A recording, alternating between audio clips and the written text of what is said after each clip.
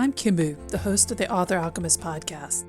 I'm bringing my years of experience as both a fan fiction writer and a professionally published author to the problem we all love to hate, the act of writing.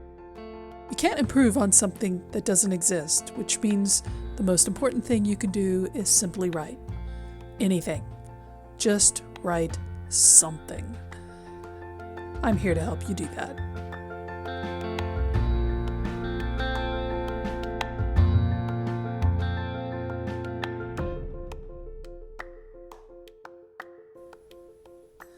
All right, so welcome to the third episode of the second season of The Author Alchemist. So this week I'm going to be going back to the topic that I actually deleted a podcast about. If you listened last week, then you know that I recorded a podcast that I didn't like how it came out. I felt I was tackling too many things at once, and so I deleted it. And last week's podcast was a portion of that, me re-recording that aspect of it. This week's podcast is the other portion of it. The heart of it is about fighting insecurity. But to do so, we have to talk about confidence and self-confidence. Because insecurity is the lack of self-confidence. But self-confidence isn't earned or nurtured by collecting a bunch of different skills. It can help to have those skills for your self-confidence, but that doesn't necessarily mean that you have trust in yourself, in your ability to face challenges that you may have with your skill set, to look at the big picture, to put in the long-term work that may be necessary for you to achieve your goals.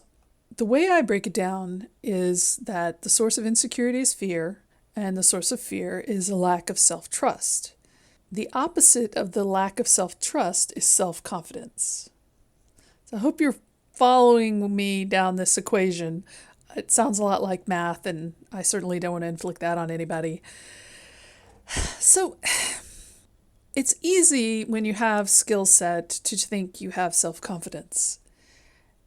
And that is definitely not the case for me. Self-confidence has been a much wilder ride for me over the years. I've been writing since I was a child, and I know that's true for a lot of you who listen to this podcast or, follow me on any of the social media. I talk to a lot of authors, and the story that we wrote our first book when we were, babies is pretty common, honestly. A lot of us are writing stories or creating stories by the time we're in kindergarten or first grade. And then we just carry that on through the years. Some of us focus it on fan fiction. Some of us go directly to original fiction. Some of us get waylaid by academic writing before we come around to writing fiction again. But we've had a long time to hone those skills. We know how to write. We may not know how to write to a specific genre. We may not know how to write a best-selling New York Times bestseller, Dan Brown kind of, cheesy adventure novel, if that's what we want to do. It could be a challenge for you. I'm just throwing that out there as an example. But we also know that we could learn it, we could do it, we could try it, because we do have some confidence in our writing abilities. I know I'm not speaking for everybody. I know that there are some of you who are insecure about your writing abilities. But on the flip side, don't you feel confident that you can learn what you need to learn? You can buy a book on how to plot. You can buy an online course or an in-person masterclass and figure out what you want to say and how you want to say it. Practice makes perfect. You can write and write and write and become a really good writer, being able to structure really interesting stories. But that doesn't really speak to self-trust, to self-confidence. That speaks to having faith in your skill set. I want to break that out because you can't overcome fear and lack of self-trust just by being a better writer. That will just increase your skill set and your confidence in your ability to write. But but it's not going to increase your self-confidence and your ability to deal with setbacks, bad reviews, arguments with your editors, having to put a book aside because you've decided that you can't finish it either because you don't like it or it's hitting on themes that don't interest you anymore. Those are the issues that take self-confidence, knowing that no matter what happens, you can come back and start the next project. That's self-trust. If you're fighting insecurity right now, it's probably, most likely, not because you don't think you can write. You might have some doubts about it. You may think it's not a great story. You may think your writing's being a little shallow. But chances are, if you scratch the surface, it's more a fear of people not liking your writing, more a fear of critiques, a fear of bad sales if you're writing for selling to readers in any genre. And that comes back to self-confidence. So, all right, so self-confidence and confidence are two different things. Skills can be learned. Confidence is born out of doing them. But self-confidence, how is that created? How is that nurtured and built up into something very strong in your heart and in your mind that you can rely on yourself and trust in yourself? No matter what happens, you can continue writing. There's lots of studies out there, and Psychology Today, I'm sure, has many articles about self-confidence. It seems to me, from what I've read, that a primary element is the growth mindset. And this is a whole thing. There's books about it. I did an episode in season 1, I think it's episode 19, where I talk about the growth mindset and how it can help you develop self-confidence and trust in yourself. In order to practice having a growth mindset, though, you have to be willing to take chances and you have to be willing to fail. Here is the ironic part of self-confidence. It's not born out of success. Self-confidence is developed slowly and painfully through all the errors and the mistakes and the disappointments we have in life as we come back and pick up the challenge again and keep going forward. The old saw, bravery is not the absence of fear. It is doing the thing despite the fear. And that really applies to self-confidence and the growth mindset, because the growth mindset, when you read up on it or if you do any explorations about it, what you'll find is that it is the idea of trying new things, even if they're hard and even if you might not be able to do them at first or even at last. Like I could take a ballet if that was what I wanted to do, and I could practice it, and I will never be a prima ballerina. But yet I could learn ballet. I could learn the steps to it and do some fumbling semblance of ballet poses. But that's okay, because for me, the challenge of learning ballet wouldn't rest on the success of becoming a professional ballerina, right? Likewise, your ideas of writing and being a creative artist need to focus on the process, need to focus on writing every day. Because your confidence in your writing abilities doesn't necessarily translate into your confidence as a person who writes. A person who writes can write poorly and will keep writing. A person who writes might have a book that they publish that bombs, but they will publish another book. Fear is an emotion that can be challenged, but not by hiding from it or pretending it doesn't exist. You've got to focus on the growth mindset of, I want to learn how to do this thing. I want to take this risk or put the effort into learning this new thing or expanding your horizons in regard to genre or whatever else you might be thinking of moving into as a writer. and doing it and doing it and doing it and doing it. You've got to challenge yourself. And it is in challenging yourself, failing, falling behind, having to work hard to get ahead and learn new things.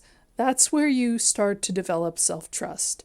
That's where you conquer fear and start to become self-confident about what you're trying to do. I have a lot of confidence in my skills as a writer. I can write novels. I can sell books. I can write blog posts. There's a lot of things I can write. But I still fight with self-confidence, both as a writer who's struggling to make more sales, as a woman who has body image issues and fears about being seen, about being the daughter of parents with mental illnesses that negatively affected my own self-perception of who I am and what my purpose is here on this planet. And none of that has to do with my belief in my ability to write. That has to do with my trust in myself. So I've got a lot of work to do, and I keep doing it. This podcast is one example of that. My online courses are another, because, who am I to try to teach you anything? Probably, a lot of people aren't going to need what I have to say. But I'm hoping that there is a portion of you out there who will find value in it. That would be awesome. But the growth mindset that I'm trying to put in practice here is that I want to reach out and try to reach people with my information and my lessons and my podcasts, whether I reach them or not. I obviously hope I do. I have a lot invested in trying to make a living off of my business and off of my writing. But the point is that I have to try with no guarantees. And in doing that, I'm building my self-confidence up so that when the inevitable setback comes, I'll be able to push through and keep going and try again. As a writer, the easiest way to build your self-confidence is to make goals about your writing. Whether that's how many words a day, or a book a year, or selling your book to an agent or publisher. Because when you do that and you follow through on it, it doesn't matter whether you succeed or not. It doesn't matter whether you hit your word count or not.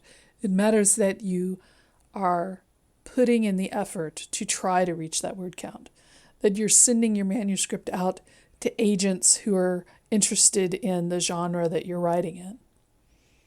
They may not even read it, may not even give you a letter saying no thanks, but you've done the thing and you can trust in yourself because you follow through on those promises that you've made. It does seem like a circular argument sometimes, but the bottom line is that you don't develop self-confidence just by telling yourself that you have self-confidence. You develop self-confidence by meeting the challenges you've set for yourself, no matter what the outcomes are. And I hate that as much as you do. Really, I do. But I'm here for you. At least I'm going to try to be here for you. As I'm recording this, it's December 18th, so we're moving into the end of 2021, most bizarro of years. Seems more like 2020 part 2. Who knows what the future's going to be bringing to us in 2022. I'm very curious myself. I've got some big plans I can't talk about just yet, but I will be soon. Of course, I do have the Out from Fanfic writing course that's going to be going live here before the end of the year. And I do have live now my Out from Fanfiction Writing to Market or Not freebie. It's 16 pages of information and worksheets to help you figure out how to write to market, or if you even want to write to market, which is a valid question in and of itself. If you're interested in either of those, drop by my website. You can sign up for it there. I'll have links. The usual. But now that's enough for me rambling. I hope you got something out of this particular episode. Like I said, this is a kind of a complex topic, confidence versus self-confidence. It's covered in a lot of places in depth that I can't go into. But I hope that I gave you a little bit of perspective and maybe something useful to keep in mind going forward. So I'll see you again next week. I don't know what the topic's going to be yet. I haven't decided. So live the adventure. We'll see what next week's episode is going to be about when we get there, I suppose. So have fun writing, y'all. Talk to you soon. Thanks for listening to me ramble on about writing here on the Author Alchemist podcast. I'm Kimber York, and I hope this episode has helped clear away the cobwebs from your inspiration. Now, time to get some writing done.